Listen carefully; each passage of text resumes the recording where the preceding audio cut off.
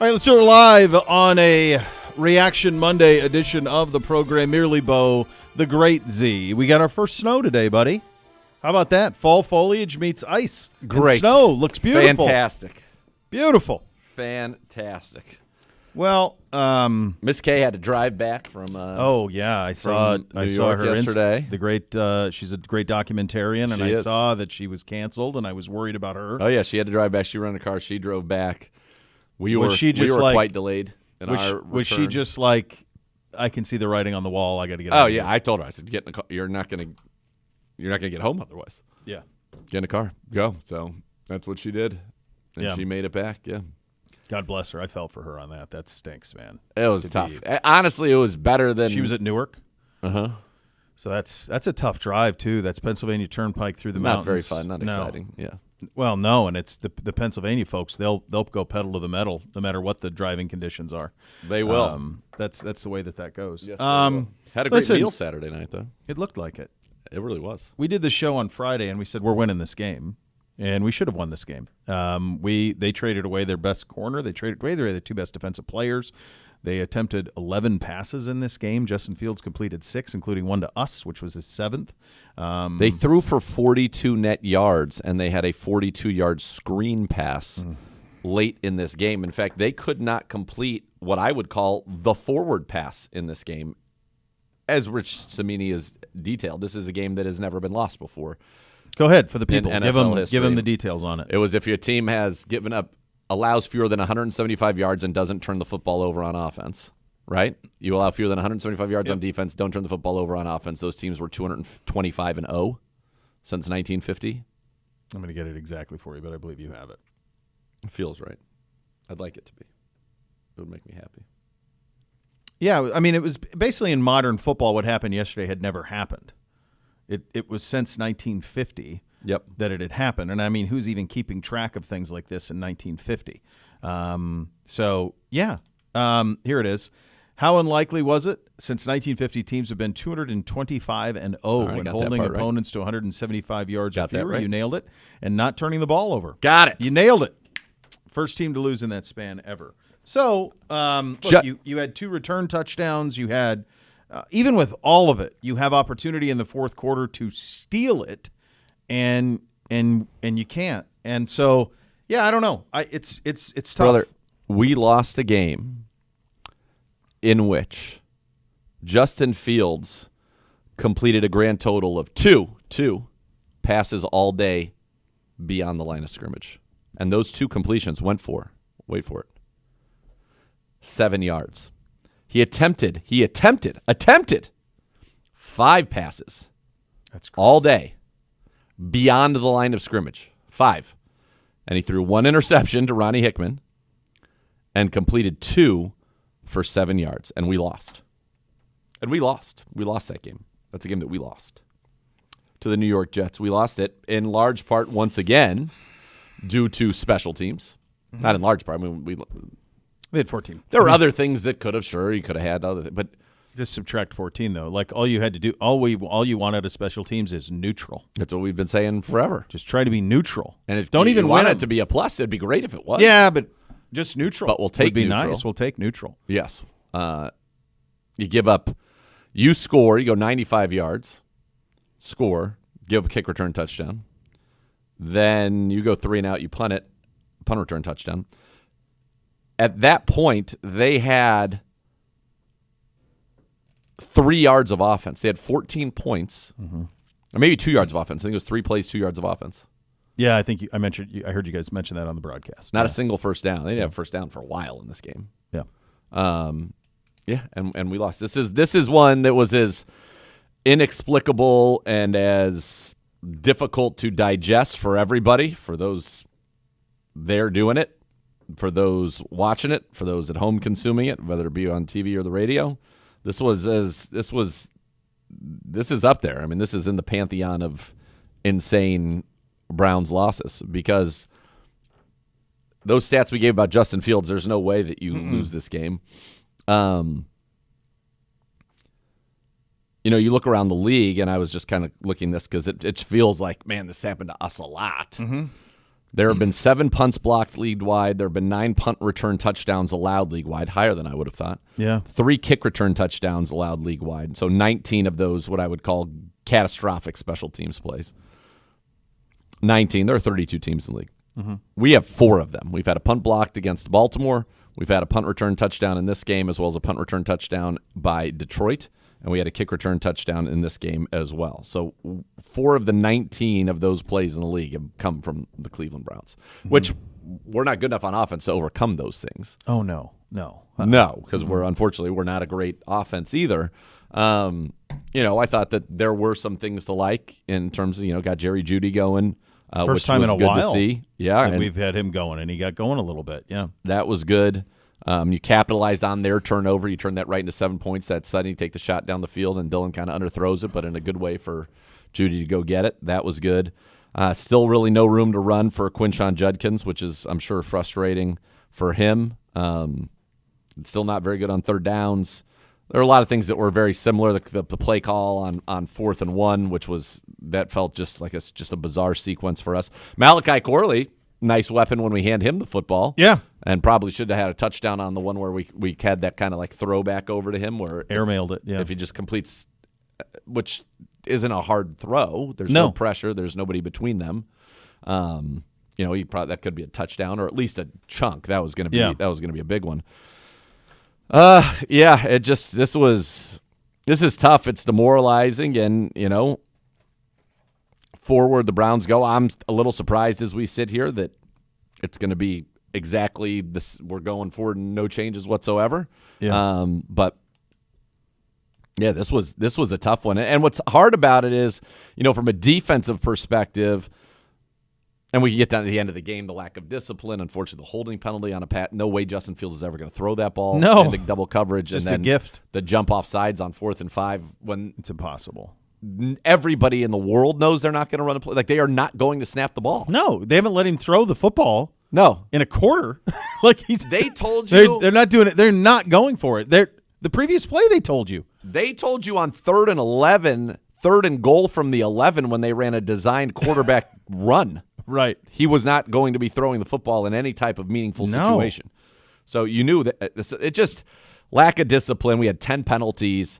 But poor that's who we are. execution. Well, that's why we're not going to. That's why we're 2-7. Yeah, that's why we're 2-7. We consistently have more penalties than the opposition. We consistently lose the special teams battle to the opposition. Like, it's when you go back to conversations we were having in July when we had Pickett and Flacco and the 2 rookies.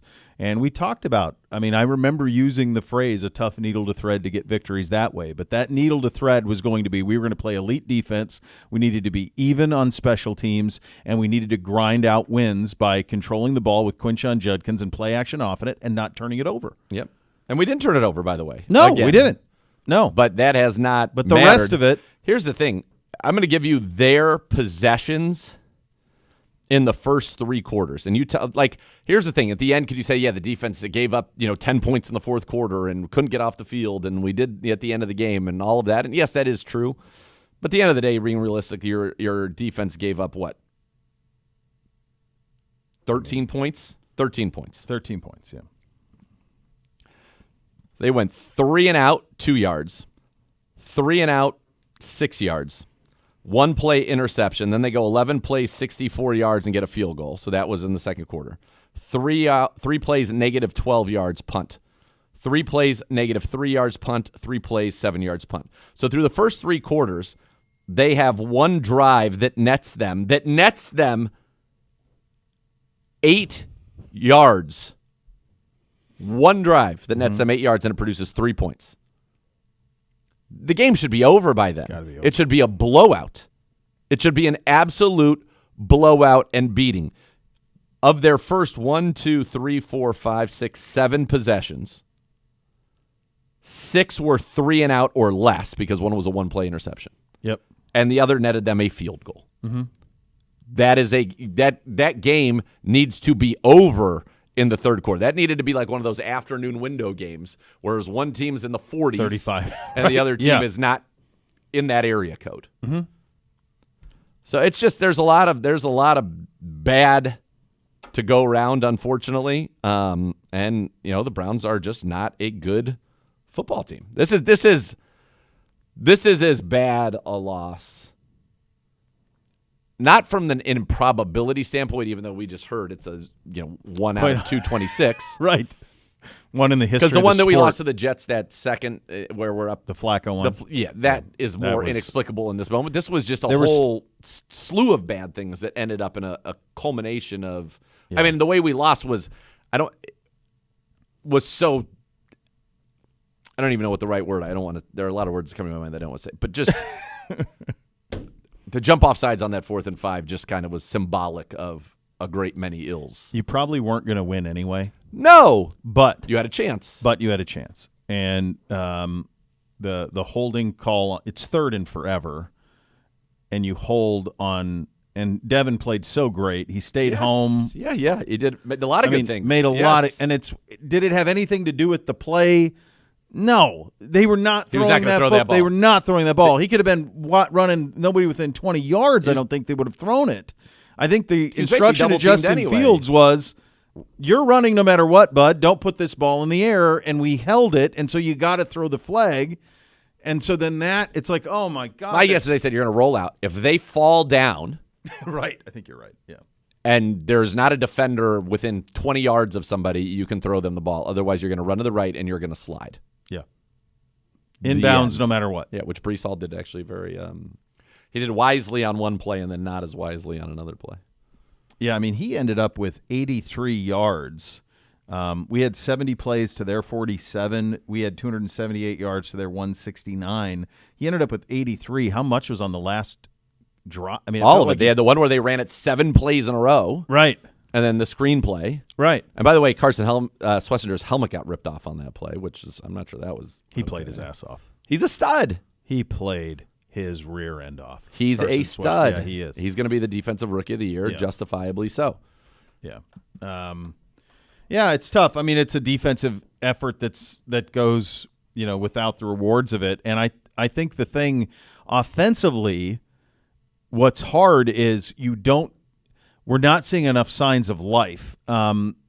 Getting Judy going helped. I mean, that's the first time that's been that case. I think he had 12 targets yesterday, which that feels like the most he's had since Flacco was here. Yep. I mean, I don't have it in front of me, but my guess is it's the most targets this year. He's That's had. most catches and receptions this year. Yeah. So that was, he's your best weapon on the outside. Judy since Jameis, I would say. One of the Jameis games. Yeah, I didn't know. Denver. I didn't know if early this year, like if he had one with Flacco 12. that got to 12. I don't know. Hold, please. But that's something that there's some little, you make the coordinator change now. Tommy's calling plays, and it felt like there was him involved. Getting Judy involved seems like a positive. He's your best weapon on the outside. He actually had 13 targets, believe it or not, in the game against Pittsburgh. Oh, hello, Gibbe. Thanks, buddy. What's that, Gibbe? Little game log. Thanks, buddy.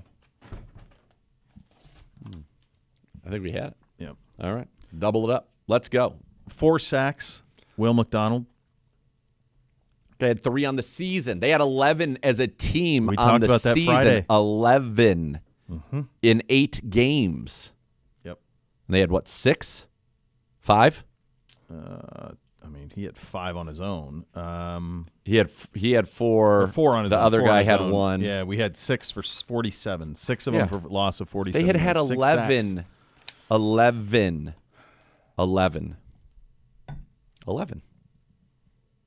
It's not great. We averaged 3.2 yards an attempt passing.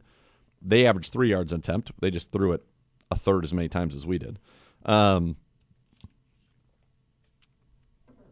Not great, man. No, and it's tough to know like where to go from here, right? Oof. Thank God. It's right there. It's excellence. It is. That right is there. excellence. But I think that's the thing. I mean, you got Baltimore coming in here Sunday, and I know we'll spend the week talking about it, but the reality is like I think for players, for fans, for everybody, front office coaches, you just needed something to hold on to. Yes. To lead you to believe that you're headed in the right direction. Yes. And to not get the result in a game like this, which is, I mean, this was a team that waved the white flag on this season. Make no mistake. The New York Jets waved the biggest white flag that they could wave. I mean, they weren't even attempting the forward pass in this game. They traded away their 2 best defensive players. They're on to 2026. They have 5 draft picks. They've even said, Aaron Glenn even said this week, like, well, this is going to be a team you're going to be proud of. I didn't say you're going to be proud of them now. Yeah. But it's going to be a team you're going to be proud of. Well, yeah. They won. And let me tell you something. They won in front of nobody, dude. Well, there were 5 people at that game. The entire lower bowl and club at the 50-yard line should have different seats amongst the gray seats of that building, which should have so much character and panache and does not. Really is has none. Seems quite sterile, yeah. Like rows empty. Yeah. Those are the most valuable seats in their building. Like those are the most expensive non-suites in their building. Empty. Yeah. Like maybe 10% occupied. Do you think you and Andrew mentioned that on the broadcast yesterday, just how many, I think at one point you said entire sections were empty. He's been to bar mitzvahs with more people. I bet he has. Don't you think that's Jet fans sending a message about trading Sauce Gardner, and like it's kind of like we've had enough, like yes, and also we're not going to go. I mean, the weather wasn't. It great. wasn't joyous. It was. Yeah, not and you're at a point now where you're going to go to a game. You have choices to make on how you're going to spend your time. Yep. And I think Jets fans sent a pretty big message there about, look, it's not for us. Not going to have 90 minutes before kick. Hi, Gibba. Hi. 90 minutes before kick. I'm looking out. The inactives are coming. Like at this point, there should be people. We are 6 stories up from the field. Yep. I can hear Zagura on the field doing News 5. Could you hear him doing the hit? I looked down. I'm like, is that? I'm like, give me the binoculars. I'm like, can I? Yep. Sure enough. Word for word. 6 stories up, I can hear Zagura. And I'm just saying, like, that's how few people there were. Yeah. Yeah. Yeah. I mean, it wasn't a great day weather-wise, and doesn't sound like Sunday's going to be a whole lot better. Do we have bad Sunday? It's not looking great. I was talking in Columbus this morning, and I think it's supposed to be like 61 down there for Saturday night for UCLA, Ohio State. But Saturday's pretty good around here. I believe there is rain in the early forecast for Sunday. Okay. Yeah. Yeah, it's tough. The defense is our defense is really good, but it goes back to so many conversations we had last offseason about what this league is. And this is a scoring league, and your offense has to score points, and it's got to score them in bunches if you're going to be effective. If you look at what happened in the late afternoon window yesterday, you think of Seattle is up 35-0 at half, cruising. You think about Detroit scoring 44. You think about the Rams scoring 40. Like, this is a league now where if you can't score, you don't have a chance. Hello. And there's no other way. You can't manufacture wins. Your margin for error is gone that way. It's just gone. You said this years ago, and you're the first person I ever had said saying, now people say it all the time. You said this maybe 4 or 5 years ago. This was right towards the end of Baker's run, and you said you have to throw the ball when they know you're going to throw it. Mm-hmm. And I never heard anybody say that before. But that truly is the NFL in this era of NFL football, where quarterbacks and corners, quarterbacks and receivers are protected the way that they are with the rules. You have got to be able to throw the ball when the defense knows you're throwing it, and the good ones do it. And if you don't have the ability to do that, your ceiling is concrete. No doubt.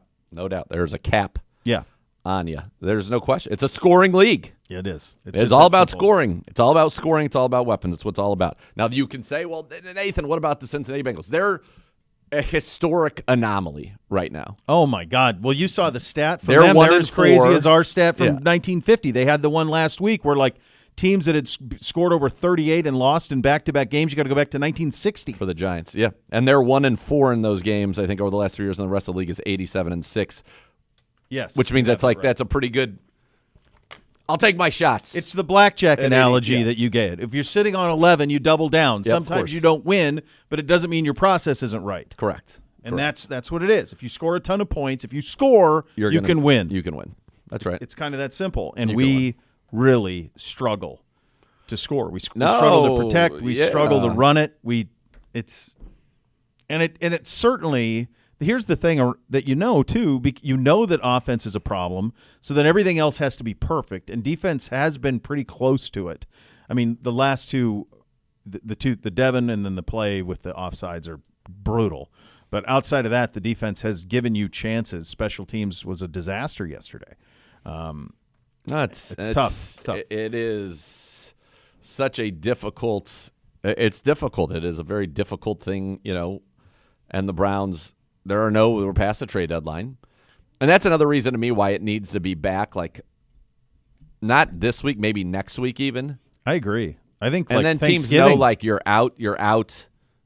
Just let it go, And if you're in, go ahead and be aggressive. But don't you think, like, after everybody's played 11 or 12 games? That's what I said. Yeah, I said when it gets to 18 games, the trade deadline should be after week 12. Absolutely. And everybody's you're 2/3 of the way through. If you're in the hunt, if you're a team that's on the in the hunt graphic, you can be like, okay. If you're a team that's in the hunt graphic because they needed one more to make an even row, and you're like, well, maybe I'm not really in the hunt. Okay. If you're not on the in the hunt graphic, sell. Yeah. Yeah, you have to. And the thing is about the Jets, we'll go back to that real quickly. The Jets said, we're willing to part with our two best defensive players for picks. We are not willing to trade our offense players. By the way, they won this game. Garrett Wilson had same number of catches as you and I. Mm-hmm. 0. None. Yeah. He had 3 targets. None. And Tyson Campbell was in his shorts on that one vertical where he ended up getting hurt. But they wouldn't trade Breece Hall either. And guess what? Breece Hall, from an offensive standpoint, is what won them the game. Yeah. The fourth quarter was all Breece Hall. Now, it was not enough to help Gibbe out in his lack of belief about the Cleveland Browns and the over-unders, but that's okay. I had that one read. Breece Hall all the way. Had 125 yards of total offense. Not enough. Sorry. 120 by himself. What's 125 plus 0? 125. That's right. And I seem to think that 70 plus 70. He had, dude, they had, I know you know this, but just for the audience, the Jets had 169 yards. Do I have that right? 169 yards of total offense, and he had 125? Yes, you do have that right. And the other thing that you would have right, had you said it, would be that prior to that screen pass to Breece Hall, they had 0 net yards of passing going into the fourth quarter. That's impossible. And they won. They won the game. The game should have been over before we ever even got to the fourth quarter. Yeah. Over. Now, you could say, look, nothing's over in the NFL. We've seen what Denver did to the Giants. Fair. We've seen what the Texans did yesterday to the Jags. Thank you very much. Fair. But this team was not going to be able to throw the football. That was pretty apparent in this game. No. So I would have felt pretty good about it. I don't even know that I think they were completely disinterested. Like they were like, yeah, we can't, so we're good. This is how we're going to go about our business. And somehow they won 27-20. Those are your hot topics today, presented by University Hospitals, official healthcare partner of your Cleveland Browns. We've said what we have to say on this one. Kevin Stefanski from the podium coming up next. We're off and running on a Reaction Monday. You're listening to Cleveland Browns Daily. We're presented by Ballybet, official sports betting partner of your Cleveland Browns. Please bet responsibly on 850 ESPN Cleveland.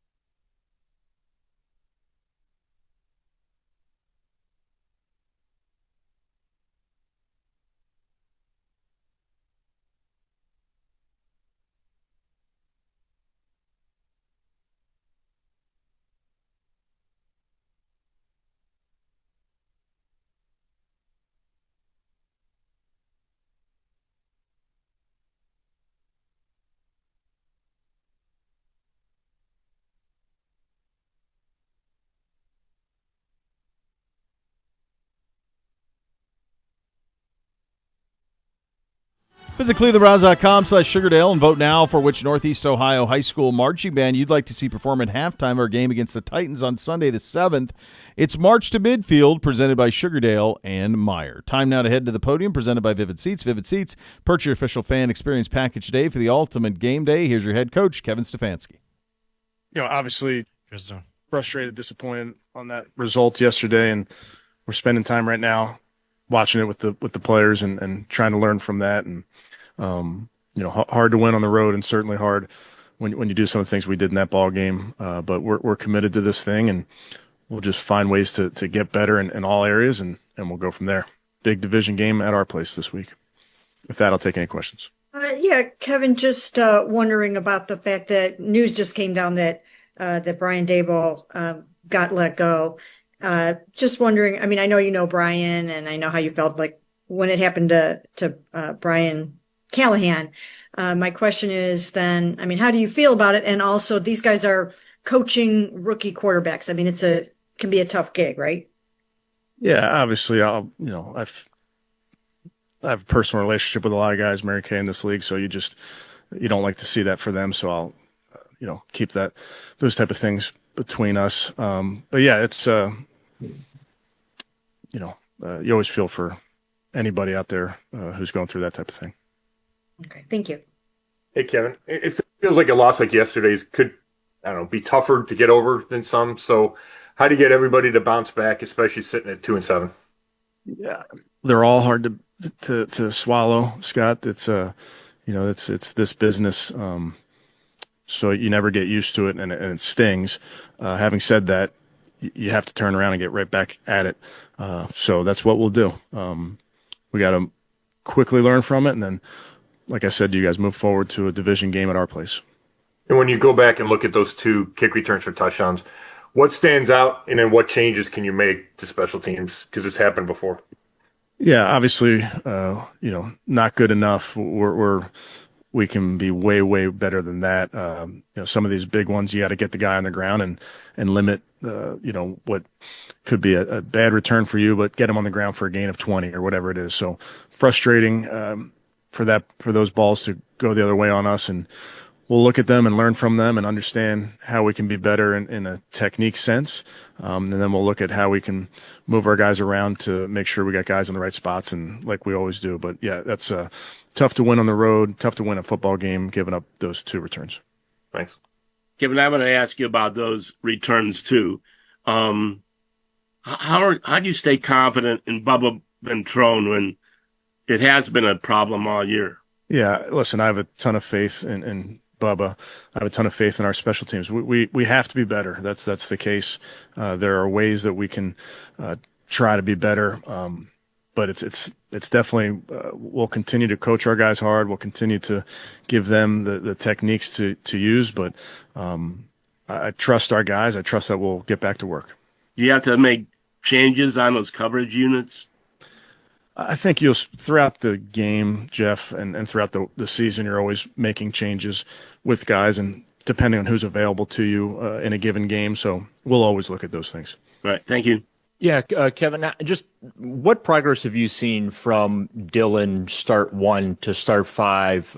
What areas have you seen drastic improvement? Well, I think with young quarterbacks, Darryl, it's understanding that there's going to be ups and downs. Can Dylan play better? Yes, he can. Can we play better around him? Yes, we can. Can we coach him better? Yes, we can. So I understand the question, but I just trust that our young players at every position, and certainly at the quarterback position, are guys that are going to work their tails off to get better every single day. And Jimmy Haslam said during training camp that you knew that seeing both young quarterbacks at some point this season was important. So just where is Shedeur at as far as his development, and do you have a timetable of when you would take a look at him? Yeah, I don't think it's fair to speculate, Darryl. We're committed to getting better as an offense. Dylan is certainly committing to improving every which way he can, and all the while, all of our players, young players, are developing and working so hard behind the scenes to make sure that they're getting better on a daily basis. Thank you. Kevin, if you could take us behind the curtain a little on that fourth down with 10 minutes to go. You're in plus territory, 4th and 1. Now, under your present setup, you decide to go for it, but who calls that play? Well, let me first say this, Tony. I'm responsible for every decision, every play call, offense, defense, special teams. So I'll own all of it. And I trust our players. I trust our coaches. We obviously did not get the result we wanted there. And the desire, obviously, on 3rd down and on 4th down is to get that first. We came up short, but bottom line is it's my responsibility. But, I mean, since you just made the play calling change, is it fair to say that Tommy called the play and you just agreed with the play? Yeah, I'm not going to go behind the curtain all the way, Tony. Just to tell you, I trust Tommy. Just like I trust Jim. I always have the ability to step in when necessary, but I'm going to always, give my coaches who I trust, I'm going to give them the opportunity. Are there times that you change a call? Yeah, there are. But bottom line is we did not come through there. All right. Thank you. Hey, Kevin, I wanted to ask about Carson. I mean, I know it sounded like his prognosis with the ankle was always really good, like playing was on the table for him fairly early. It seemed like you guys knew, but to fight through that, to work through that in the bye week, and then to perform the way he did, like, what does that say about him and the rookie season that he's having? Yeah, he has Wolverine blood, I believe is what it says. The kid's playing at an extremely high level. For him to come back from that injury and perform like he did, it was incredible to watch. And really throughout that bye week, he just kept getting better and better, and you felt like there'd be a chance of him playing. So, I have not looked around the league at how other guys are playing and that type of thing, but I'd be hard pressed to believe there's a defensive player as a rookie that's playing better than him. And then factor in what he came back from, it's pretty remarkable. Thanks. Hey, Kevin, I wanted to ask you, I mean, with the offense, it seems like the offense is pretty fragile and has a tough time handling adversity. And I use the idea they went 95 yards, looked really good. Then you have the kick return. And after that, it took until Ronnie Hickman's interception to kind of get them jump started again. Do you agree that they have a tough time right now handling adversity? And if you don't agree with it, why? Yeah, I think our guys responded at times in the game. Fred, did we play perfect? No, obviously we did not. I thought there were some missed opportunities in the run game. There were some missed opportunities in the pass game. You're not going to get every single one of those, but our guys, they're going to fight to the end. We didn't come through, as a football team, but the guys understand what an NFL game is like, and there are those ups and downs throughout the game. And what about undisciplined? You kind of had 10 penalties, 78 yards, a lot of pre-snap and things that, even the first play of the game, Judkins goes 15 and gets called back. How can you adjust to those things? Yeah, obviously, the pre-snap penalties are ones that we really can control. And post-snap, we can be great with our technique. But I believe we had 3 pre-snap penalties on offense, which is 3 too many on the road. We know the situation at the end there. We can be better. We will be better. Thank you. Kevin, kind of off of that, I mean, I know you want to be better and you'll preach kind of those techniques and making sure they'll clean them up. But what does that look like? I think I've asked you about this before. What does that look like in a week when you're trying to ensure that disciplined, you don't get those pre-snap penalties? Well, I think you emphasize it every week, like we do with the players in all meetings out on the practice field, and we talk about avoiding the avoidable ones, which are those pre-snap penalties, and making sure you're in the right formation, making sure you're not jumping off sides and those type of things. So we obviously were not good enough in that area last week, and we will make sure that we emphasize it again and make sure that it's something that's a strength of ours, and particularly it should be at home. And you mentioned a little earlier just some of those changes that happen in a game throughout a season. Dylan Gabriel brought up the phrase, if you keep doing the same things and don't change anything, it's the definition of insanity. Do you feel that you as a coach and this team has changed enough to create actual results on the field, or is there more that you need to change to turn this thing around?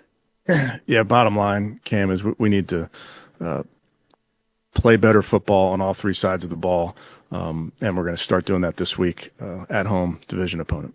Kevin, just when looking back at the film and everything, what was your overall thoughts on how Tommy called the game? Yeah, I think you guys will have a chance to talk to Tommy this week. I thought we had some opportunities there. We weren't perfect in any facet, so certainly weren't perfect on offense, but plenty to build off of. And then just dovetailing off Cam and asking about things getting fixed during the week on pre-snap penalties and stuff.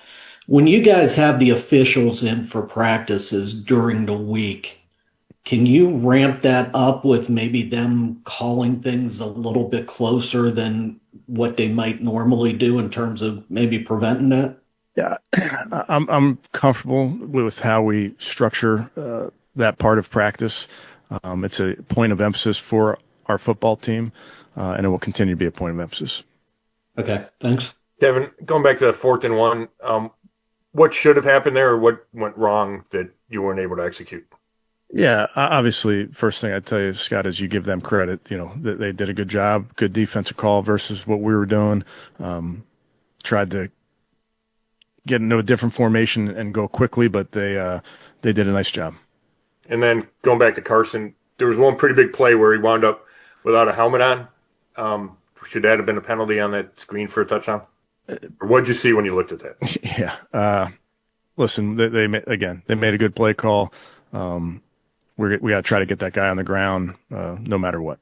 Yeah, Kevin, just wondering, what does give you total faith in Bubba and the special teams, not just after what happened yesterday, but at various points throughout the season? There was another punt return for a touchdown and some other things that have gone on, but what kind of makes you feel that way? Yeah, I think I get to watch our coaches coach. I get to watch our guys work, Mary Kay.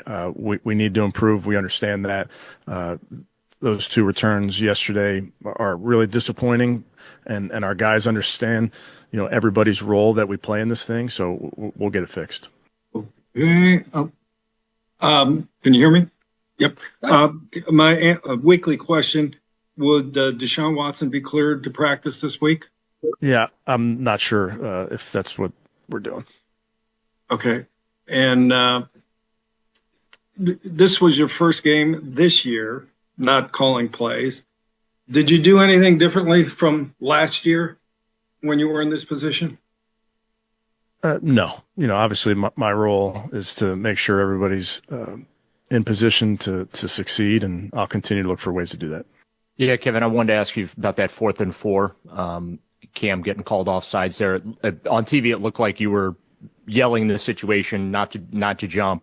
The announcers were talking about it. Just where's your frustration level go when it's such a critical point in the game where you're trying to get the ball back in the last minute, so you at least have a chance, and a major mental mistake happens in such an obvious situation? Yeah, as you know, Daryl, that's anything that happens in the football field is my responsibility. I got to make sure the guys are aware of what's going on. One play is not going to be the determining factor of that ball game. There are plenty of plays that we need to be better, but that's my job to make sure these guys understand those situations. Okay, thank you. All right, join Z and Gerard Thursday night, 7 to 8 for the Kevin Stefanski Show live from MGM Northfield Park. Meet Browns wide receiver Gage Larviden, who will be signing autographs during the show. It's brought to you by MGM Northfield Park. We'll go around the league. Coming up next, some big news in the division. We'll have it for you coming up next. You'll listen to Cleveland Browns Daily. We're presented by Bally Bet, official sports betting partner of your Cleveland Browns. Please bet responsibly on 850 ESPN Cleveland.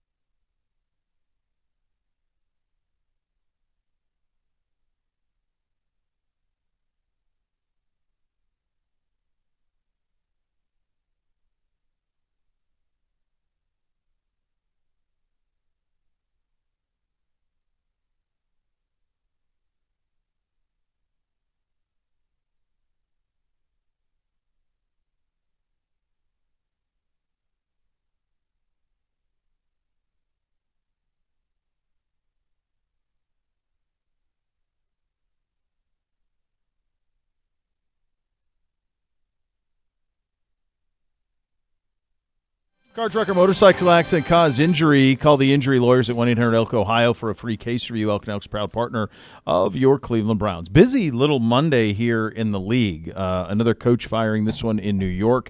Brian Daboll is out as head coach of the New York Giants. The decision comes after the team's fourth consecutive 2-8 start. The Giants have blown 4 double-digit leads in 4 road losses. They've lost Cam Scadaboo, Malik Neighbors for the season. Concussion protocol for Dart. It's the fourth time. And we said this with him. Yes. You cannot play quarterback. I know I love his spirit. Everybody loves his spirit. They love his give a damn, his heart, all of it. You cannot put yourself in harm's way and lead with your head the way that he does so often in this league. You're just going to get beat up, and he's just gotten beat up in a big, big way. Mike Kafka will serve as the interim. I believe he was a quarterback at Northwestern, if memory serves. He'll be the 6th Giants head coach since 2016. I'm trying to remember where I knew that name. I think he was the Northwestern quarterback. I think. The guy was with the Eagles? Mike Kafka? Yeah. I think he was a Northwestern quarterback from years ago. I believe you over there. Are you ready for it? See if I got it right. Kafka? Yeah. Yes, he was. Thanks, Kev. I was looking it up as well. Northwestern Wildcats in his time there, in his last year, throws for 1-year starter only. Yeah. 2009, throws for 3,430 yards, 16 touchdowns, 12 picks. Mike Kafka. And then I'm pretty sure I think he got drafted. Yeah. Yeah, he's a nice player at Northwestern. He was all right. The 6th Giants head coach since 16, McAdoo, Spagnuolo, Shermer, Judge, Dable. They're keeping Joe Schoen. Did you see this? Yeah, which is stunning. I know. A lot and of he's levels. apparently going to lead the coaching search. That ends well. Which is wild. I just would have thought after the Hard Knocks thing, like once you saw that dialogue between him and ownership on Saquon, it's over. I just don't know why, unless they feel like he hit on Scadaboo. He also didn't want Jackson Dart because Daboll did. Yeah, that was Daboll's guy. That's documented, and he wanted it now. And I don't know, given the injury, it's hard to say, but it felt like pre-injury, maybe not. Although Roma Dunze's been very good, but he preferred Roma Dunze over Neighbors, and they took Neighbors. Yeah. So it is surprising. By the way, Kafka started in the NFL 2017, offensive quality control coach with Kansas City under Andy Reid. Then he was the quarterback pass game coordinator in 20, pass game coordinator in 21. He's been with the Giants as the OC since 22, was the OC assistant head coach 24 and 25, now is the interim head coach. Yeah. So that's now 2 because you have Callahan out in Tennessee and you have Daboll out in New York. Boggles my mind that a year ago, not this coaching search, 2 years ago, the coaching search before that led into the 24 season, that nobody wanted Mike Vrabel. It is. It's funny. I was talking to a buddy of mine who's a diehard Falcons fan, and he is like, how in the heck did we not hire that guy? Yep. And that's probably the one place he would have really listened with all that weaponry, with Cousins at that time. I mean, that was before they drafted Penix. Like, he probably would have listened to that one a lot. He would have liked the personnel there.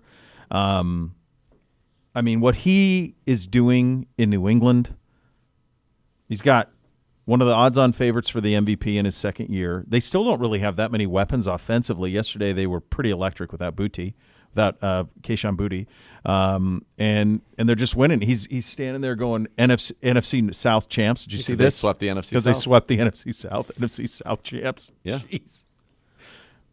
He coaches all of it. Like, it's just, yeah. I mean, you look at them and you go, boy, they're going to be a contender for the next 15 years with Drake May. They can build around him. They can draft around him. And he was the 3rd quarterback in that draft. It was Caleb, Jaden, and then him. And nobody. This is how crazy. This speaks a lot to Drake May. Speaks a lot to Drake May because he was not drafted to an ideal situation at all. They had no weapons. Yep. He's in his second year. They've already had a coaching change, right?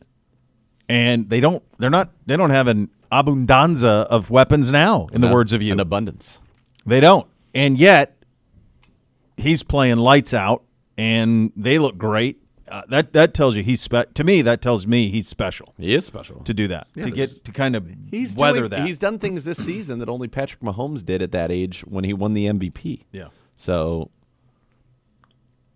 yeah. He looks great. Yeah. The real That was deal. a big win for them. We'll get to it in one thought here shortly. Other big news in the AFC North, Bengals quarterback Joe Burrow will return to practice today. In fact, he did return to practice. It's less than 2 months removed from surgery on his turf toe injury. So now, correct me if I'm wrong, but that would open up his 21-day window. 21-day window to play. Yep. So that would put him – now, here's the thing for them, because they lost the last 2 games. I don't even know what good it's going to do. He was available down in Cincinnati today, but the 21-day window would take them – theoretically, then he would play at Buffalo on the 7th, or he would be in the mix to play the 7th at Buffalo. So Jay Glazer is reporting last week Joe Burrow Thanksgiving-ish. told me he's returning way sooner than was expected and gave me the timeline of Thanksgiving-ish. Ish. So that's at Ravens, right? Because Thanksgiving's a year later this year. Thanksgiving's like the 20 – when's Thanksgiving? Like the 25th? After the Raiders. 27th. Yeah. Oh, so they play on Thanksgiving against Baltimore. Yeah, they are the Thanksgiving game. That's correct. If Joe Burrow has his way, I'm sure that's what he wants. But, I mean, Thanksgiving-ish, look, if you're them, you might as well play him.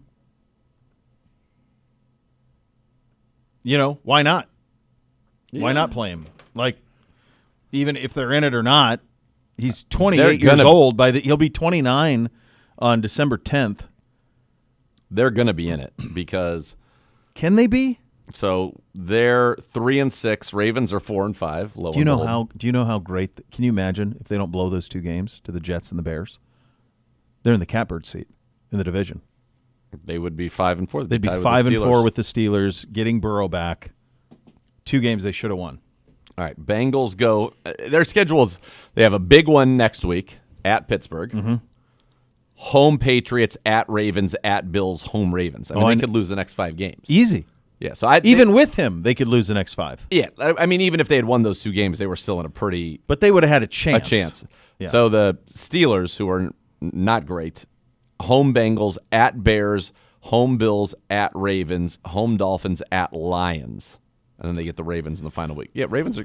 Do you remember? Ravens are going to win this thing. I'm asking rhetorically because I know that you do. Do you remember when Baltimore was 1-5, and you and I said they're going to win the division? I do remember that. And now they've won 3 in a row. They're here Sunday. Then Jets, Bengals, Steelers, all at home. At Bengals, Patriots at home. At Packers, at Steelers. Got to make a They're run. 4-5. They're going to go. They're 4-5. They're going to go 10-7. So the Ravens, which with might a few do it. injuries, Absolutely, will do it. John Harbaugh this afternoon in his press conference, Rashad Bateman left yesterday with his foot in a boot, saying there's an ankle injury. Although coach did say I think he's going to be okay. Marlon Humphrey is weighing whether to have finger surgery. He could miss a few weeks if he has it, but also could opt to play through the issue. Did we get any type of? We got no update on Alex Wright. We had no update. Right? It's snowing, baby. It's a quad. We know that, but we just don't know. One more around the league. After a random drug test 2 weeks ago, doctors discovered Broncos linebacker Alex Singleton had a testicular cancerous tumor. The doctors removed the tumor on Friday after the Broncos' Thursday Night Football win. Good job on critical catch and a good job there on that. So that's where you stand around the league. The Browns are headed to Vegas in 2 weeks. You can be part of the action through the Browns Takeovers. Powered by True Fan Travel. Head to clevelandbrowns.com/takeovers to book today. All-inclusive tailgate-only packages are still available. You'll also get to hang with Browns alumni Christian Kirksey and Kevin Mack. Visit clevelandbrowns.com/takeovers and learn more. Let's take over Vegas in 2025. Second hour of the program coming up next. We kick it off with one thought around every game in the National Football League. You listen to Cleveland Browns Daily. We're presented by Ballybet, official sports betting partner of your Cleveland Browns. Please bet responsibly on 850 ESPN Cleveland.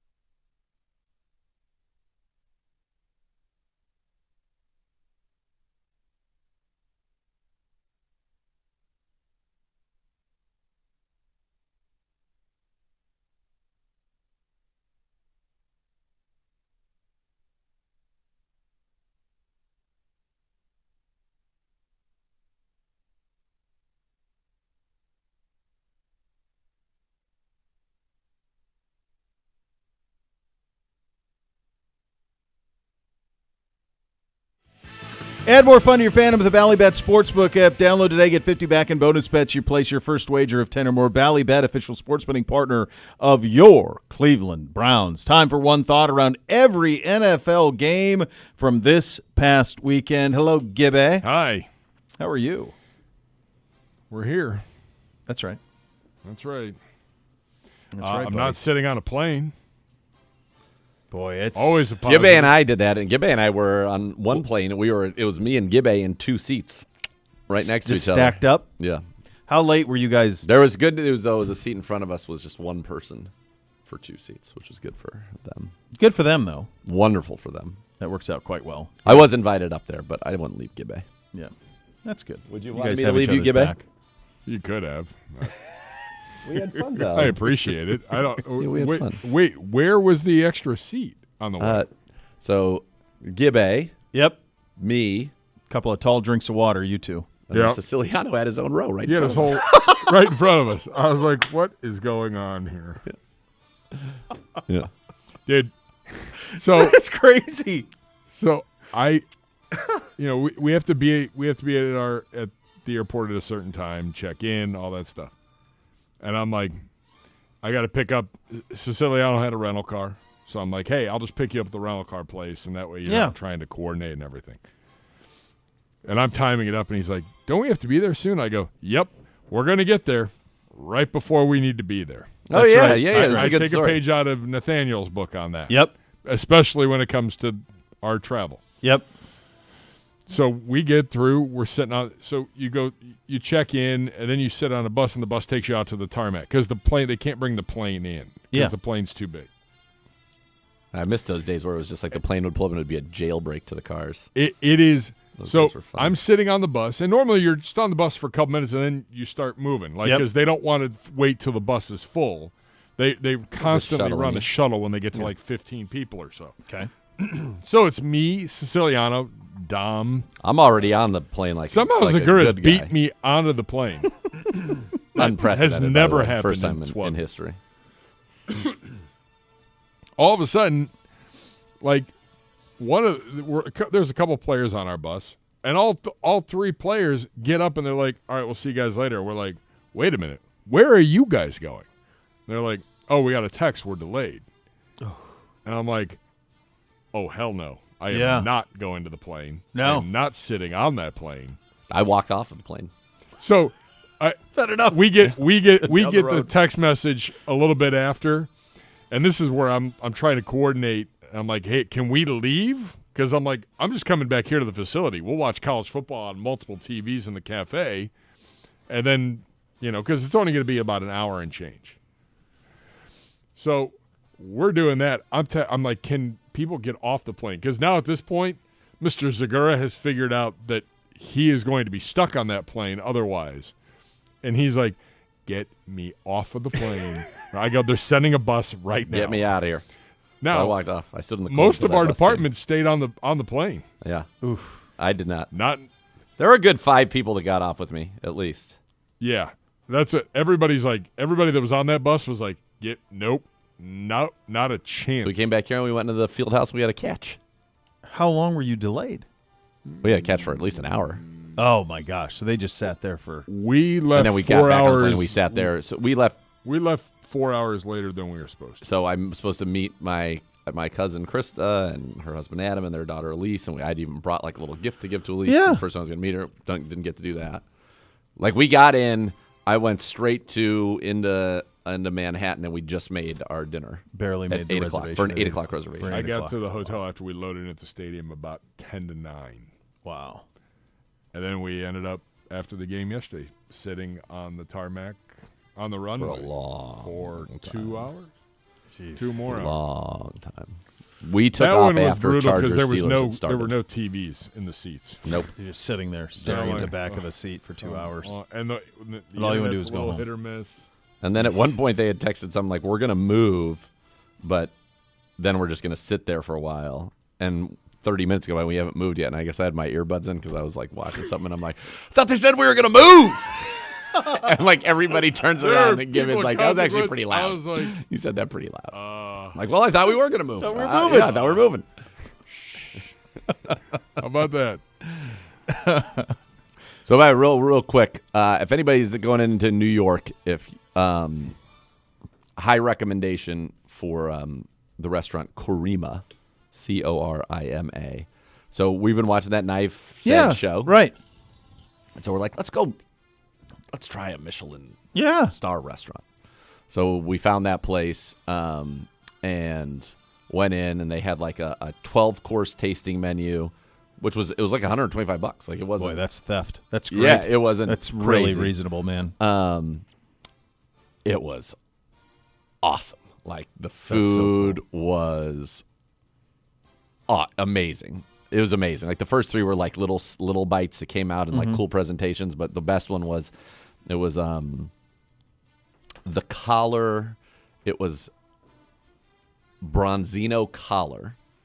Okay. So, and it had this like chili paste on it that was really spicy, and this almost like chimichurri across the top of it, and it was on a bone, but you could hold the bone and almost ate it like a chicken wing, but it was fish. And it was ridiculous. It was like insane. That's something like you never would. Yeah, I've never even heard of that. Their everything. One thing was better than the next. It was awesome. So then I got it with. They're like, oh, and you can do this. We have a pairing for it.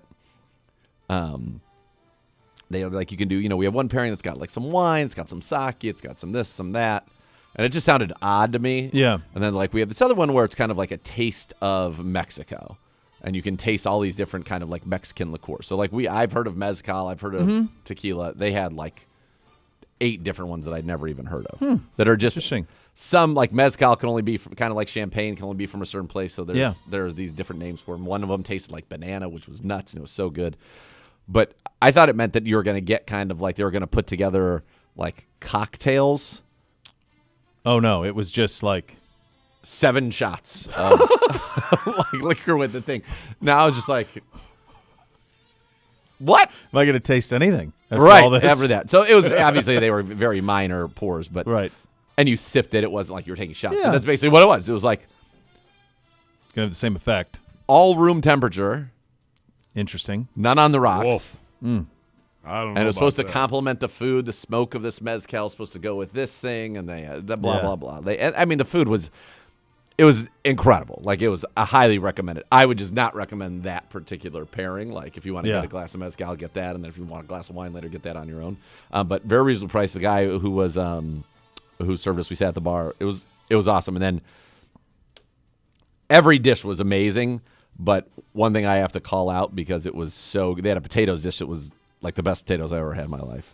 Their taco was amazing. But then they had at the end, they give you a tortilla with this butter that they make from 2 different styles of butter that they make. This kind of, it's like a brown looking butter. And the tortilla is a sourdough tortilla. It's like their specialty of the casa. And normally people get it as an app, but with ours it came kind of like at the end with the steak bites. And they're like, don't make a burrito with it. Eat the tortilla by itself just in a little bit of this butter. I could have eaten 1,000 of them. That good.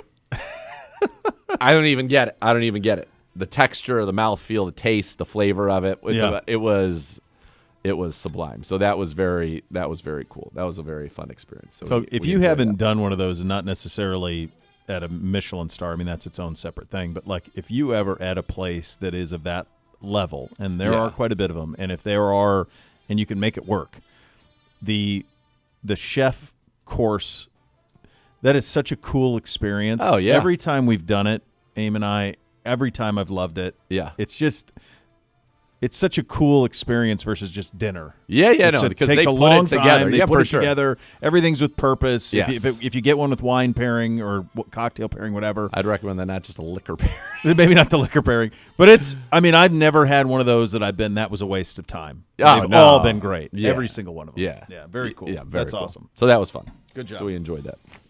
So Miss Kay ended up flying in. She ended up getting in hours ahead of me. For this is our first night leaving Luca, right? Right. So we're gonna have this time. We're gonna see my cousin. We're gonna have this time in New York. We should have been in New York by 5:30. Yeah. Have a couple hours in the city, walk around, do that. No, I get in and we zip to the thing, and then basically we were there for dinner, and then I'm on a bus at 9:15 in the morning. She's supposed to fly out. Right. Not every flight from Newark to Cleveland canceled. Every flight from New York to Cleveland was canceled yesterday. And so she ends up renting a car. She drives home. She beat me still. I mean, she got home many hours It's like before 8 us. hours, right? Yeah, like 7. 7 plus. Yeah. I did that from spring break once. I Yeah. had to do it. It was 7-ish at night, which was brutal, but she was in the day at least. So she For had most of it, but most now of it at the end. Thanks a lot, daylight savings. I swear to God, I am so backwards. It is stupid. I am exhausted at 10 o'clock. I always stay up till 11. I'm exhausted at 10, Oh, yeah. and I'm up at 5:30 every day. I'm up before the alarm. I can't. Yeah. I don't Need know. one politician to get this figured out. It just breaks me. I mean, this year, like usually I fall in really quickly, and I haven't. I'm exhausted by 10 o'clock every night. It's crazy. All right, kids. Let's One do thought. Week 10 It's a good job right there. in the National Football League. And we start in Berlin, Germany. Some of the views were amazing. Yeah. I can't wait to hear the Hoff. He and I were on a text chain. His night was ending yesterday with Germans and Irish. And I'm like, well, that's a recipe for disaster. And then he sent me a picture of the cocktails, and I'm like, it's going to be a long flight home for you today. Yeah. He's going to sleep like a baby. It's going to be a He's very got his long, 38 contraptions. So long, yeah, but if your head feels like it's going to explode, I don't know how much of a cure you have for that. Yeah. The Colts remain the NFL's best team at 8-2. They take down the gutless Falcons, 31-25. Falcons have now lost 4 in a row. Bo Bishop, lead us off. Look, the no-brainer here is the Jonathan Taylor angle of it. But the one thing that I would say that I would now start to have, I would have quite a bit of concern with Michael Penix quarterbacking the Atlanta Falcons. And there were some moments when it looked like he was coming around, but if you just look at what he's done this year, he is completing less than 60% of his passes, 58.8. It's hard to do in this NFL. It is. 9 touchdowns, 3 picks. He was 12 of 28 for 177 yesterday after going 22. They've lost 4 in a row. They just have way too much offensive firepower for that, and it's just a crazy miss. It feels like it's a crazy miss for them. I hate to condemn the kid already. He's in his second year. It just doesn't look right. And they'll probably have to make a change at coach because they expected more this year. So they're probably going to have to make a change at coach, and then he's going to have one more chance with the new coach to try to reinvigorate him. We'll see if he can. But it's been a really disappointing season for him in Atlanta. Yeah. So Jonathan Taylor's leading the league in everything. He's averaging 6 yards a carry right now. Just ran for 244 and 3 touchdowns. Where does that even rank like all time? 240. That's got to be a top 10 game, don't you think? 240 yards rushing? 244, yeah. Yeah, it's got to be way up there. Let's see. Anyway, this one, I have a couple takeaways from this. All right, single game all time. That was that was not number 10. That was actually number 19. He does have the 10th game, which is 253. Adrian Peterson, 296 against the San Diego Chargers in 2007. Yep. Jamal Lewis, 295 I don't want to talk about against that. the Browns in 2003. That's the famous post game. Well, if we just stop him on 2 or 3 plays, yeah, we get that. Yeah, but okay. Jerome Harrison. There it is. 286 yards, Cleveland Browns versus the Chiefs. This put him on our this was my case for him to get on our he had the best 3-game stretch in franchise history in 2009. Was that also the game that Cribbs had like a couple kick returns? Feels like that's around the last time that we had the kick return touchdown. Corey Dillon, 278 against the Broncos in the year 2000. Walter Payton, 275 against the Vikings in 77. O.J. Simpson against the Lions, 273 and 76.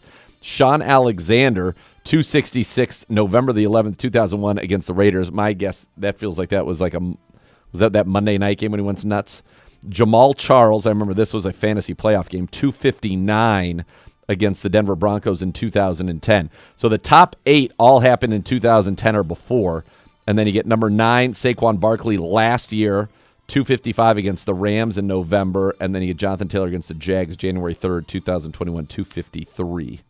So that game that you speak of, the Harrison game, Yep. Sunday, December 20th, 2009. This might be one of the top 5 Browns games since the. So it's got does it have the 2 Cribbs ones too? 41-34. I don't remember this somehow, Josh Cribbs with a 100-yard kickoff return and a 103-yard kickoff return. I'm pretty sure those aren't our last kick returns for a touchdown? Maybe. Jerome Harrison had 3 touchdowns in addition to that 256. Yeah. Wow. Think about that. To run for 286 and not even get the benefit of the ball on 2 possessions because of Cribbs, yeah. Return touchdowns. Yeah, so all right. So that's where Taylor is. By the way. Yep. We had, do I have that right? I think I do. We had 66 yards passing. In that game. Winner. Brady Quinn, 10 of 17 for 66. No touchdowns, 2 interceptions. Jeez. Wow. All right. So, Taylor, obviously, spectacular. He's averaging 6 yards a carry for the season, leads the league in rushing yards, total touchdowns, rushing touchdowns, all of it. I thought this was a big one for Danny Dimes. Bloodied, beaten, makes some huge throws to set up the game-tying field goal with 25 seconds left, then leads them down the field and they score. Now, Nathan Zegura, Sports Czar, has something he wants to say. Go ahead. Oh, boy. I know where you're going, and I agree with you already. I don't even need to hear the presentation. After every touchdown, you get to kick an extra point. Yep. I don't care if it happens in overtime. And here's my solution. It's a dangerous play. It can't possibly impact the outcome. Got it. So what we're going to do is we're going to line up with a snapper, we're going to line up with a holder and a kicker. No defensive line out there. But they get to kick that extra point because there are things that matter to certain people out there. This is a great point. And there's no reason why you shouldn't get the opportunity to score 7 points with a touchdown just because you scored in overtime and it ends the game. 100%. 100%. Yep. The scores agree. It just seriously. It's insane. Just let him. It's insane. He can kick it off a tee if you want. I don't Whatever. care. But let him kick the extra point. Yeah, 100%. Yep. It's like ridiculous. The only way it doesn't make sense if you have a team with a 6.5 point spread, okay, that the only way you can win that game in overtime when touchdowns are 6 + 1, 7, is if you kick a field goal first on the opening possession. Yep. And then they throw a pick 6 or you get a fumble 6. That's the only way to cover. That doesn't make any sense. It makes no sense. I agree. Okay. I agree with you. Good call. Thank you. To the Sunday 1 o'clock window, the Bears in a snow globe game in Chicago take down the Giants in Brian Daboll's last game as head coach. Giants 0-6 away from home, fall to 2-8. The Bears are 6-3. Don't look now. Nathan Zegura. It's another hook from what would have been a huge week from the scores. Oh, I know. Caleb Williams got it done down the stretch. Right now they're dangerous. They're starting to get Colston Loveland involved, which I think is good for them. You drafted him in the first round. DJ Moore, by the way, in this game held without a catch. He had a donut, 4 targets, no receptions. Hurt. But still without even on his 4 targets, nothing. Very strange. Before injury, it's just a strange season for him. Totally. Not a single 100-yard game. Nope. Very quiet. They made such a big deal after signing the extension last year, and Odunze is clearly their best target and all of that. I don't know if the Bears are any good, yet somehow they're 6-3. I don't know. Caleb is a weird watch. Yeah, I don't. He plays quarterback in an odd way. Yep. But they're 6-3, and they're 3-1 at home. Jackson Dart now has a rushing touchdown in every single game that he has quarterbacked. 4th time he's been examined for a concussion. Yeah, but as we say, Zach, it's unfortunately it's not going to 10. You can't play that way. No. Up next, guys, proving that the NFL continues to be drunk on Sundays, the Miami Dolphins hosting Buffalo. Take down the Bills, smack them around. Dolphins 30,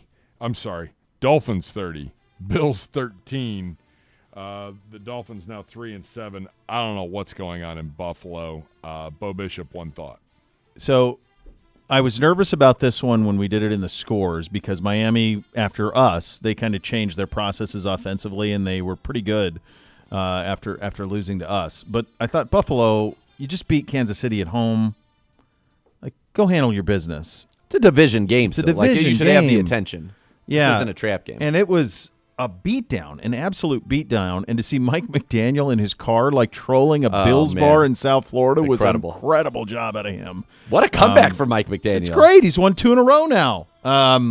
Stupefying loss for Buffalo. Just absolutely stupefying. I don't get in that way, it. too, like getting housed. They've lost to the Falcons. They've lost to the Dolphins. I mean, their other losses, obviously, to the Patriots in overtime. But, like, 2 of those 3 just – I don't know what you're doing. It's going to come back to haunt them.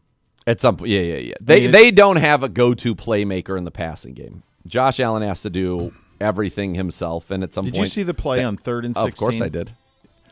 All the way back around. Yeah, incredible.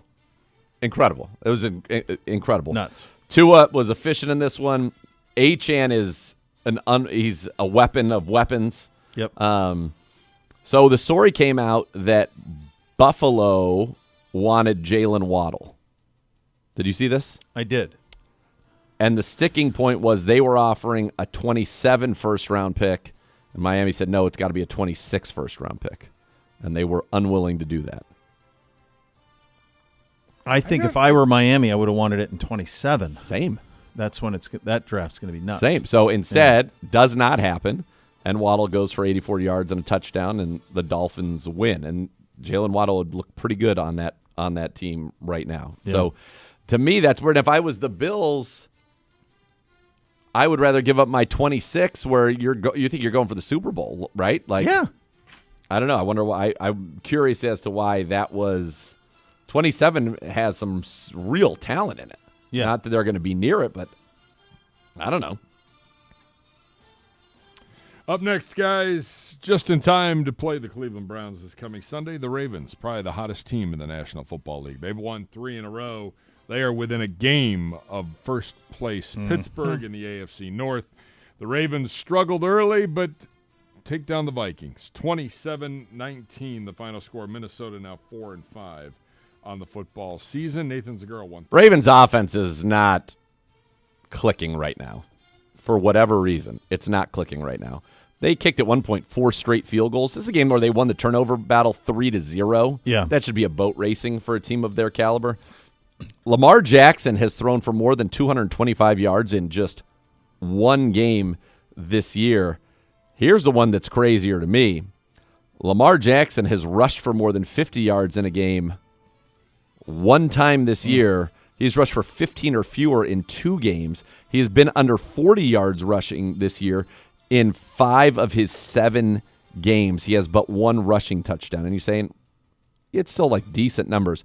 This is a guy who rushed for 915 yards the year before, 821, 764, 767, 1,005. His yards rushing per game in his career have never been below 40, and in fact, since 2019, it's been 80, 67, 64, 64, 51, 54, 36 yards a game this year he is rushing for. Yeah. I got 2 stats for this one. One is a stat, the other one is a thought. J.J. McCarthy went 20 of 42 and threw 2 picks in this game as the Vikings quarterback. He has not looked good in really any of his starts. Even in the game last week that they won, he wasn't great. They're watching as Sam Darnold is lighting the league up, and you're saying to yourself, my God, if you're Kwesi, you have to be going, oh, no. We blew it. Did we blew this, boy? Did we have the guy and we let him walk because we drafted the guy? Should have traded McCarthy. They should have traded McCarthy. They should have pivoted and traded McCarthy is what they should have done in retrospect very clearly. The second thing I'm going to give you, and this one is even maybe more stupefying. Yesterday, Derrick Henry put his career rushing total to 12,127 yards in 10 seasons, okay? 12,127. He passed, finally, after 10 NFL seasons, his high school rushing record. He ran for 12,000 yards in 4 years of high school football. It is the most stupefying stat line. It's the Wilt 100-yard game. It's 511 wins for Cy Young. He ran for 12,000 yards in 4 years of high school football. He finally passed it 10 years in the NFL yesterday. That is incredible. One stat for you along the lines of what J.J. McCarthy is not doing.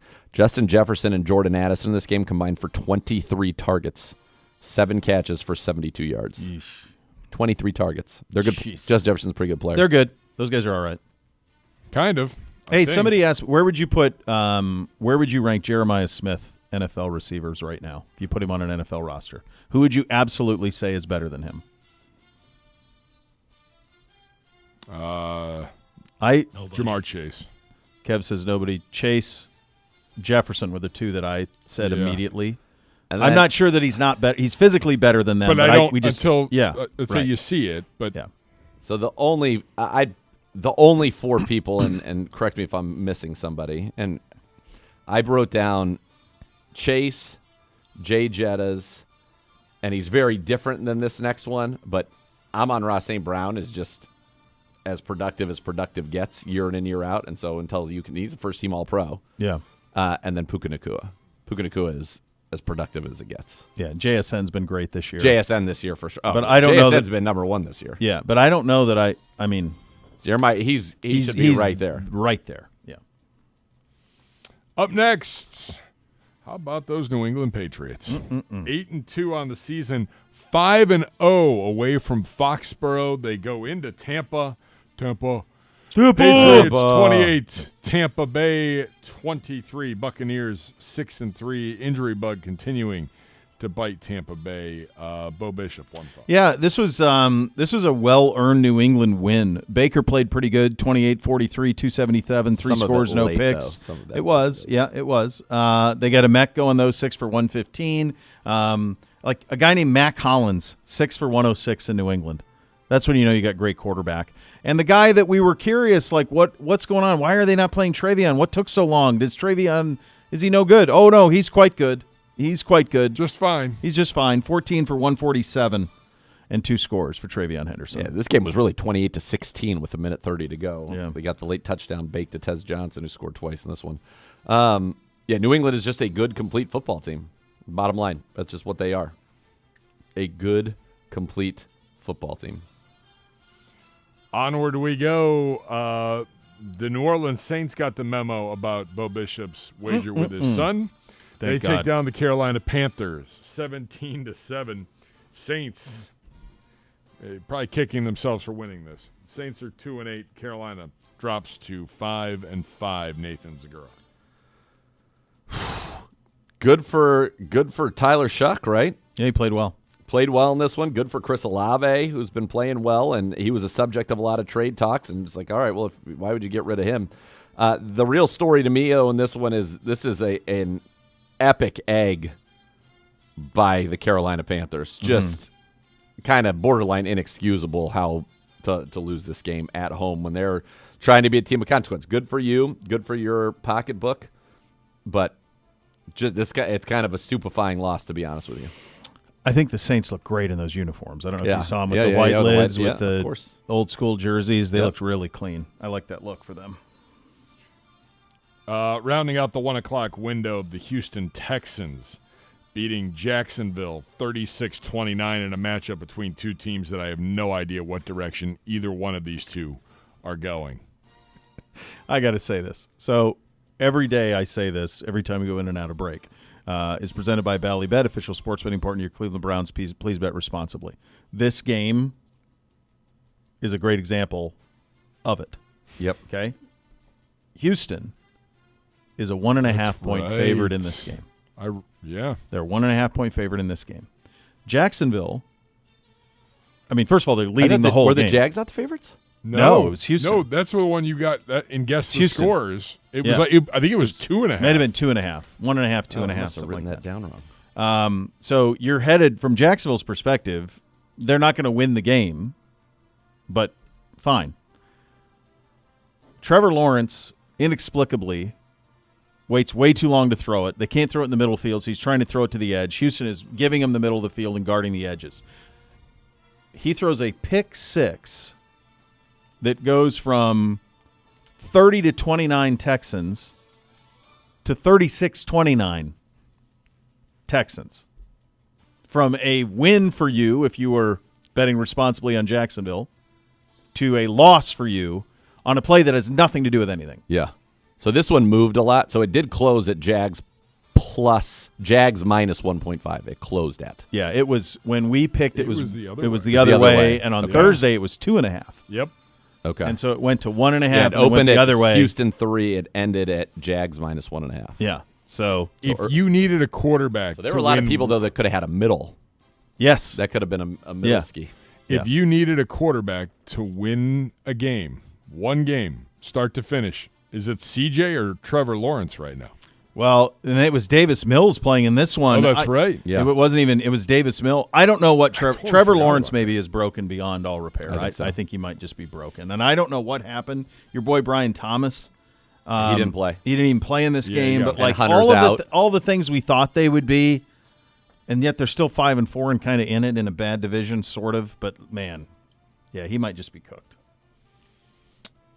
Next to the New England Patriots, maybe the hottest team in the National Football League right now is the Seattle Seahawks. Oh. You mentioned it. They were up 35-0 at half. Yes. Or late in the second quarter. I don't know. We were on a tarmac. I'd lost track of time. It could have been Tuesday for all I know. Seahawks 44, Cardinals 22. Zagura, one thought. This was such a beating, okay? And this game was over after the first quarter. Mm-hmm. To the extent that when you see 44 points, you're like, oh, man, they must have just let it loose. Darnold must have monster. Sam Darnold was 10 for 12 for 178 yards in this game. Touchdown to JSN on the opener. Yep. After that, they basically stopped throwing the football. Yeah. They ran it 28, 35, 39, 41, 45, 48 times and threw it 12 times. 48 times and threw it 12 times. And maddening if you're a fantasy owner. Oh, as somebody who lost in a league by less than a point with Sam Darnold in a 2-quarterback league, I was like, it's 35-0. What's the point? They stopped. They were like, no reason. Let's just wrap just this be thing done. up. Let's wrap it up. We all were on the Houston side of it, thought that Jacoby could maybe do something there. Trey McBride, though, he continues to be incredible. Jack Smith and Jigba, by the way, had, I think, 82 yards, 4 for 82, and a touchdown with like 6 minutes to go in the first quarter. That's right. Ended with 5 for 93 and 1. Yeah, they basically just chilled. Mike McDonald can coach it. Whew. He was defensive coordinator at Michigan in 2021, then goes to Baltimore for 2 years, and now there. They are set up. Think about that staff. So you had set up. He was there. Yep. When did Minter come? Did Minter replace him when he went to McDonald went to Baltimore? I think Minter might have been a position coach. Because Minter is now DCing for the Chargers with Harbaugh. He is. They are and they're thriving. lights out. He was there. Let's see. By the way, did anybody catch us on the broadcast last night? They were so Minter's dad. Yes, I saw was this. A college coach. I had just gotten home. Minter's dad was a college coach. Ron Minter, I want to say. I don't remember his name. And on his staff at Cincinnati was a young Mike Tomlin. Now, the craziest part about it is that I contend Mike Tomlin in the year 2025 looks significantly younger than Mike Tomlin, who was the coach on Cincinnati 20-plus years ago. Yeah. Significantly younger. Yeah. Which I don't understand. Minter replaced McDonald on Harbaugh's staff as defensive coordinator. That's pretty good. That's pretty good hiring for Jimbo. He's good. No, I know. He's good. Yeah, he is. They had a hell of a staff. Yeah. Next up, we got to speed it along here. We're doing Windows very were all well beatings. on our Rams timing. 42, Niners 26. Rams are a buzzsaw.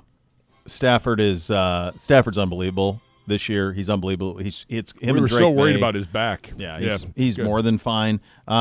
This is a beatdown, but one thing that jumps out to me on the Mac Jones front: 33 of real. 39 for 319 in this game. In that type of accuracy travels. Stafford 24 of 36, 284 touchdowns, no picks, no big deal. All right, guys. So since week four,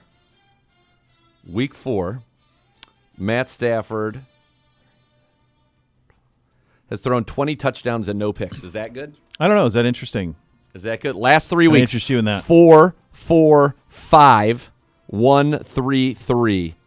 No picks on the other side. He's got a 375er, a 389er in there. He's got a couple under 200, and he's got 281, 280 last few weeks.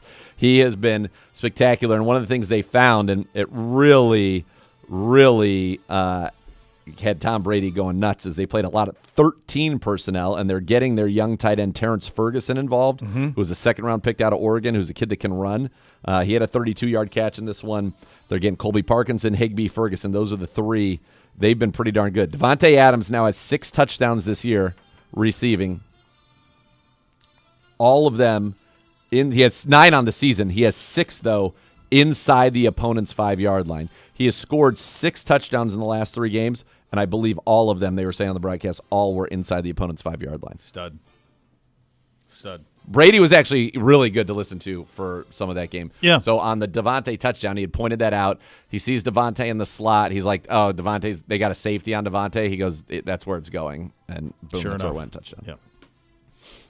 Next up, to round out the 4 o'clock window. Mac Jones, by the way, real. Do you hear the way Kittle talked about him after the game? Yep. Like, he is real. He will be a starting quarterback somewhere in the NFL, and I think the Browns would be wise to be in on that, which is it's almost like if you're a quarterback who flamed out, you want to go play for Staff, O'Connell, McVay, Shanahan. Kyle. One of That's those it. three. And Go figure it out. You will be reinvigorated. Mm-hmm. Leons beat the Commanders 44-22 with President Trump in attendance. Bo Bishop. Dan Campbell calling plays. Yeah, I got this. Move over.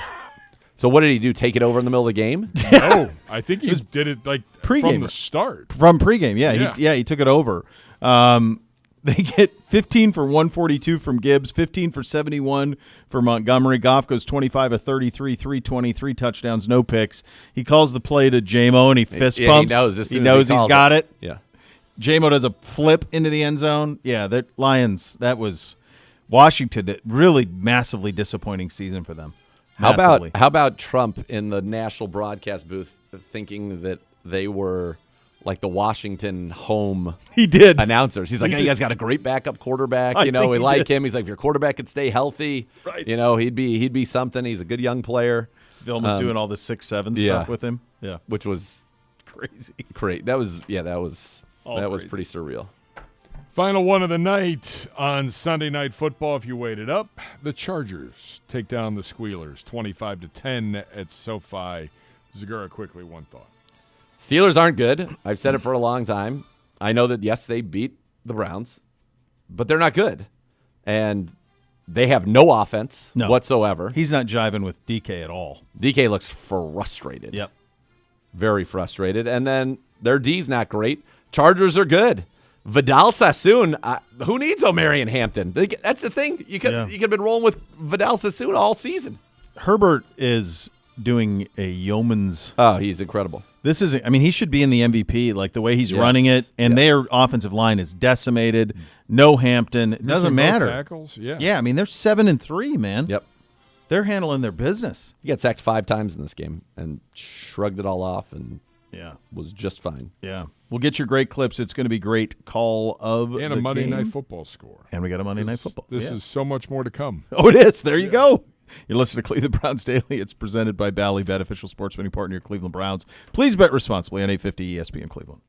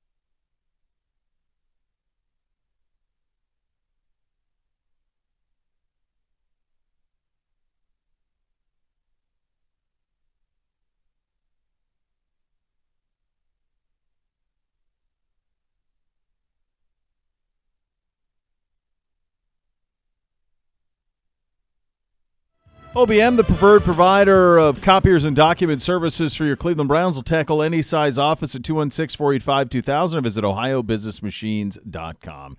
Time now for the Great Clips. It's going to be great call of the game. It's brought to you by Great Clips. Here's Jerry Jeudy's 22-yard touchdown in the second quarter. On the New York 22-yard line, another Buckeye. Judkins in the backfield here. Browns 3 to the right. From under center on first down. They're down 14-7. Sudden change after the turnover. Play fake. Gabriel throwing, end zone, wants Jeudy, he caught it, touchdown! How about that?